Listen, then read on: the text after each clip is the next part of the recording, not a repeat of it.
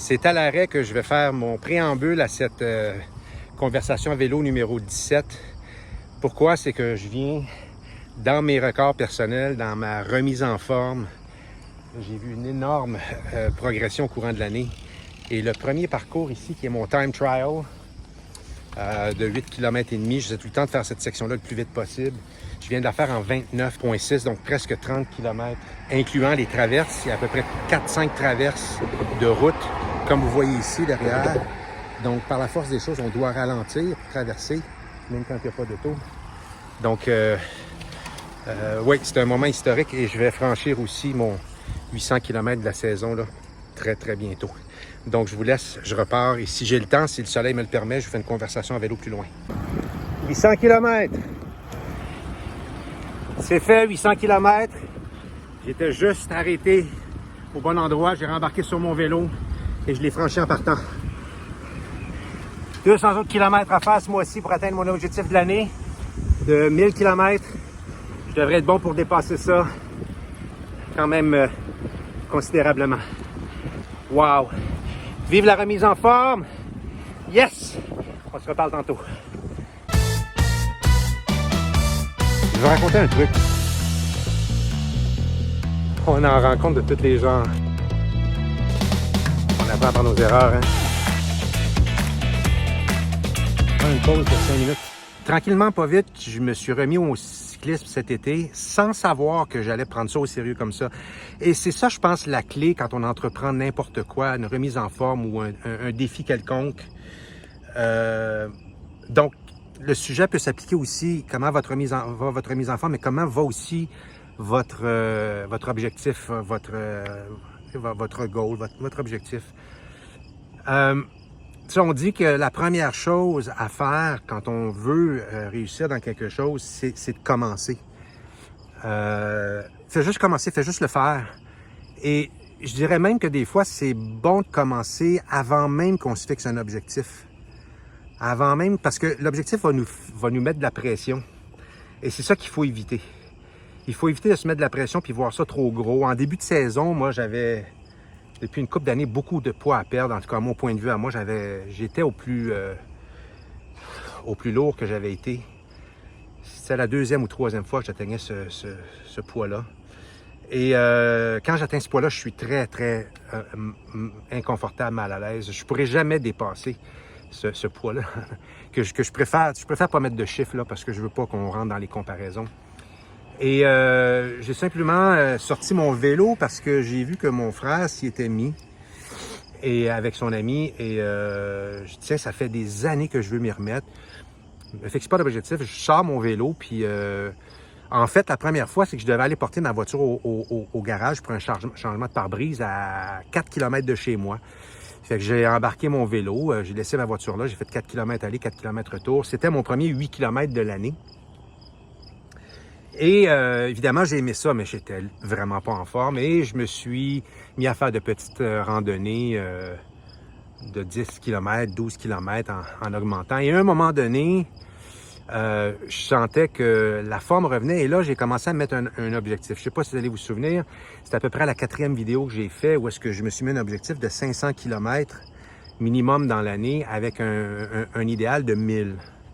Je viens de franchir le 800, là.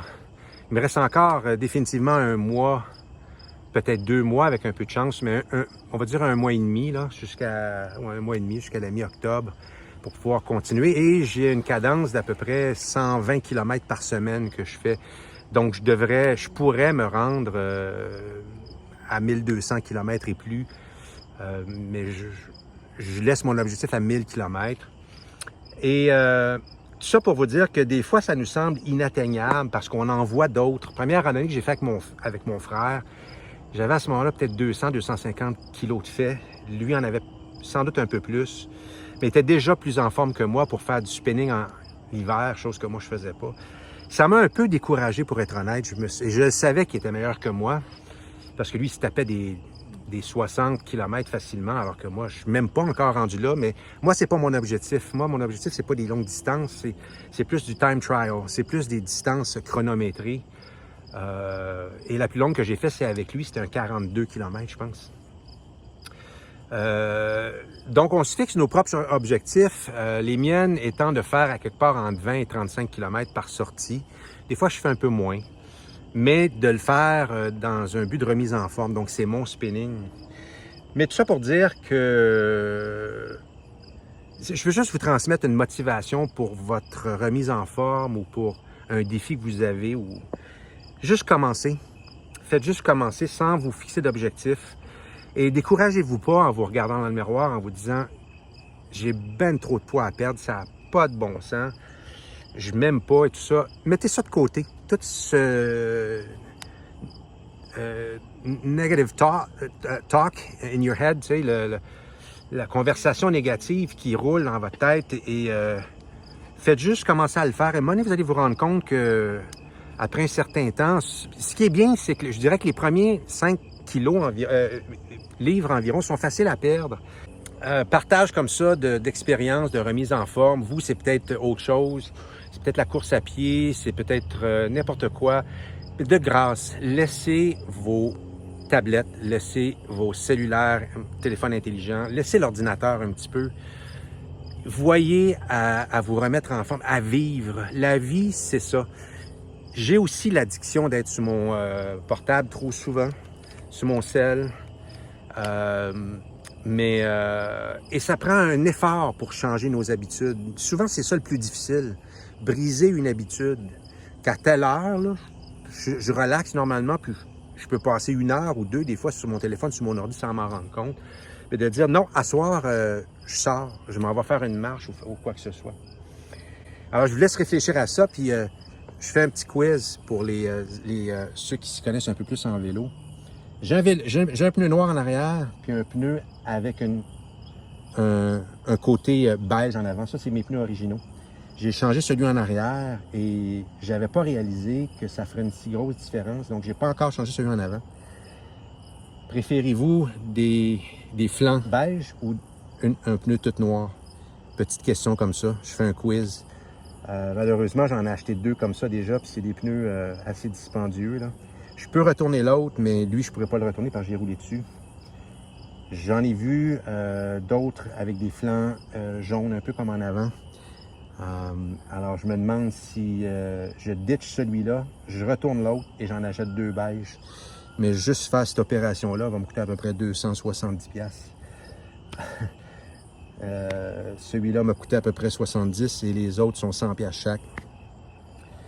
Donc, je me demande si je fais le move ou si j'embarque des pneus, un autre pneu, Michelin noir en avant. En tout cas, donnez-moi votre point de vue. C'est des fanatiques de vélo comme moi. Qu'est-ce que vous aimez mieux? Et on se reparle. Et on se reparle très très bientôt. Désolé avec mes histoires de pneus.